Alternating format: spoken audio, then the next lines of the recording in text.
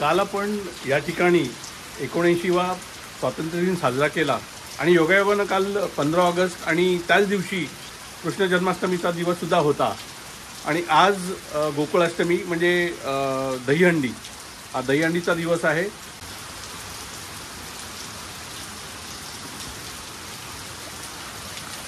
दोन दिवस कोकणामध्ये सतत पावसाची बॅटिंग चालू आहे आणि धुवाधार बॅटिंग चालू आहे। आज दहीहंडीचा दिवस आहे, तो दिवससुद्धा पाऊस गाजवतोय। कोकणातली पारंपरिक दहीहंडी कशी असते ती आज आपण पाहणार आहोत।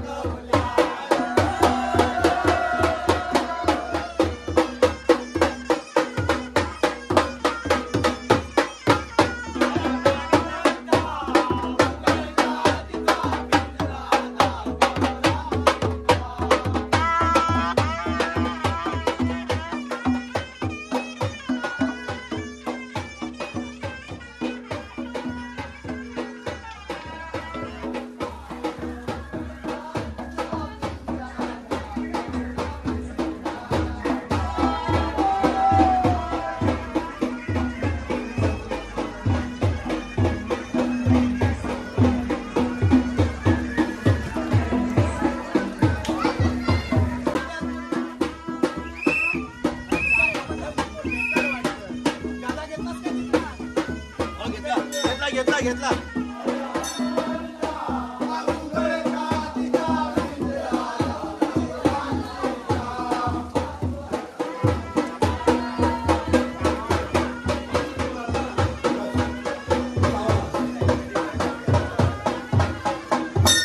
अरे हनुमंता उघडचा तिचा पिंजरा दाखव राम सीता।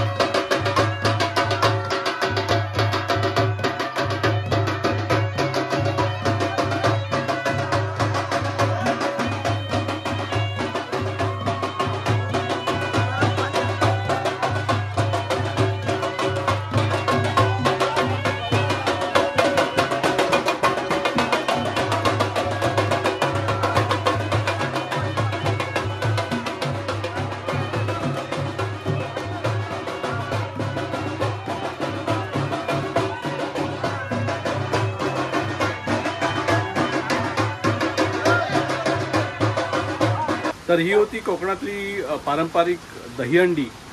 आजच्या दिवसात मी बऱ्याच ठिकाणी जाऊन आलो, पण जशी पारंपरिक दहीहंडी प्रत्येक वाडीवाडीमध्ये असते तशी पारंपरिक दहीहंडी फारच कमी वाड्यांमध्ये बघायला मिळाली। आता या ग्रामीण दहीहंडीला सुद्धा मुंबईसारखं ग्लॅमर आलेलं आहे आणि जे पारंपरिक दहीहंडी असते ती आता थोडी थोडी कमी होत चाललेली आहे आणि हा जो दहीहंडीचा जो उत्सव आहे, हा पारंपरिक सण, त्याला आता इव्हेंटचं स्वरूप आलेलं आहे कोकणामध्ये सुद्धा। याचा कुठेतरी विचार झाला पाहिजे।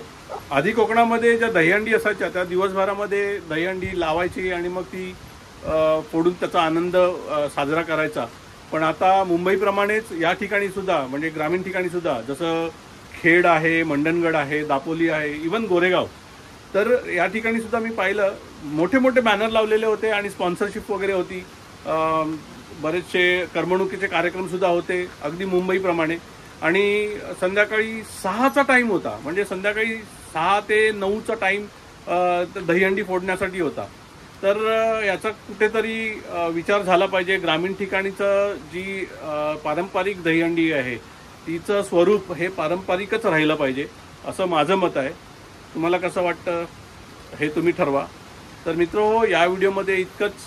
पुन्हा भेटू एका नवीन व्हिडिओमध्ये. तोपर्यंत मस्त राहा, स्वस्थ राहा, आपली आणि आपल्या कुटुंबाची काळजी घ्या. धन्यवाद.